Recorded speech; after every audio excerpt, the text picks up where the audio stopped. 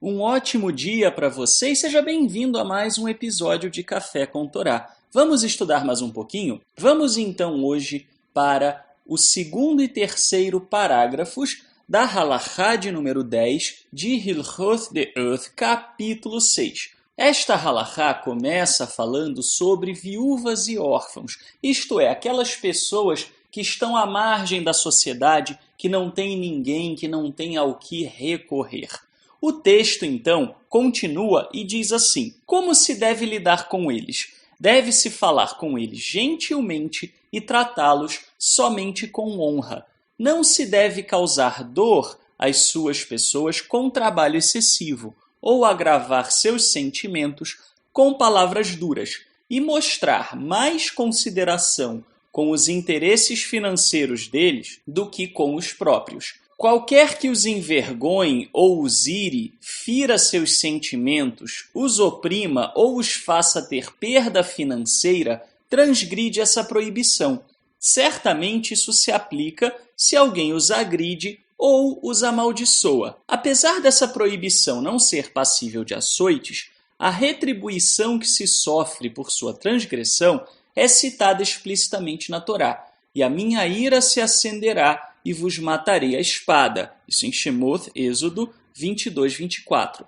Há uma aliança entre eles e aquele que falou e criou o mundo, que sempre que eles clamam porque sofreram injustiça, serão ouvidos, conforme é dito: se eles clamarem a mim, eu certamente ouvirei o seu clamor. Isso em Shemot, Êxodo 22, 23. Meu comentário.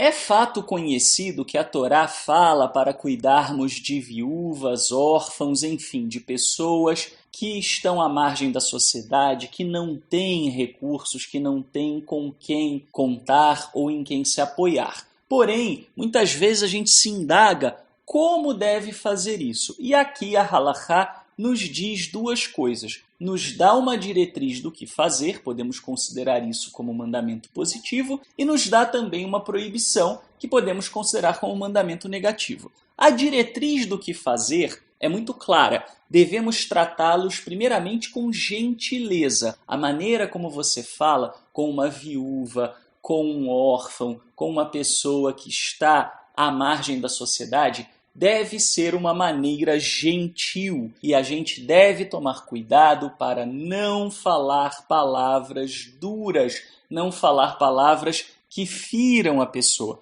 A fala gentil também deve buscar honrar essas pessoas. As pessoas devem ser tratadas com honra, devem ser tratadas como pessoas iguais a nós e não como pessoas inferiores. Devemos tomar muito cuidado, pois é comum que pessoas que vão estender a mão para os necessitados o façam com uma certa aura de superioridade. E isso é proibido conforme a Halachá. Muito mais importante é você tratar essa pessoa como igual do que efetivamente aquilo que você irá fazer. Devemos nos preocupar com elas. As suas preocupações devem ser as nossas preocupações. Inclusive, as preocupações financeiras, saber se as pessoas estão bem assistidas, se têm como suprir as suas necessidades básicas. Lembrando que necessidades básicas incluem as necessidades emocionais, sentimentais, afetivas, de vínculos sociais, pois muitas vezes essas pessoas se queixam justamente de serem abandonadas. E se elas se queixarem porque foram abandonadas, o Eterno as ouvirá. Devemos tomar cuidado também para não maldizer essas pessoas. Muitas vezes ficamos impacientes porque uma pessoa de idade, uma viúva, um órfão, demanda a nossa atenção e a gente fica irritado, muitas vezes não compreende que essas pessoas às vezes podem, por causa da sua amargura, da sua tristeza, serem um pouquinho mais difíceis de lidar, mas devemos tomar cuidado com as nossas palavras, não devemos maldizer a pessoa, não devemos ficar reclamando da pessoa, resmungando que a pessoa isso ou que a pessoa aquilo, não, devemos tratar com amor, com carinho e com dignidade. E, evidentemente, aqui também cabe o alerta da proibição, do mandamento negativo, que é o quê? Não oprimir essas pessoas. Qualquer pessoa que cause injustiça a essas pessoas é uma categoria daquelas que a gente olha e diz: eu não gostaria de estar na pele de quem faz isso, pois essa é uma transgressão que não é punida diretamente pela corte mosaica, mas sim uma transgressão que é punida pelo próprio Eterno. O próprio Eterno requerirá das pessoas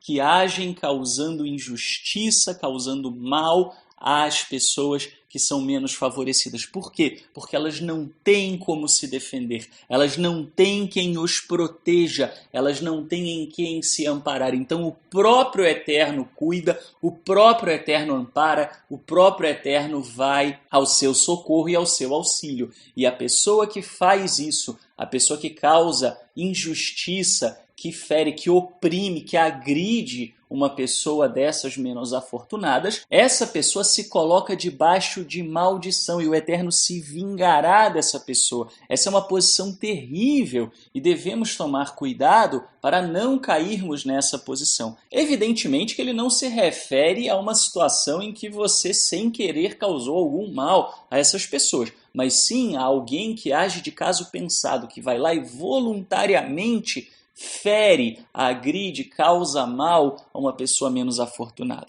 Essas pessoas devem receber o nosso amor, devem receber de nós a preocupação com a sua dignidade, com a sua humanidade, pois todos nós somos irmãos perante o Altíssimo e todos nós precisamos dar o exemplo do que é integrar e inserir essas pessoas.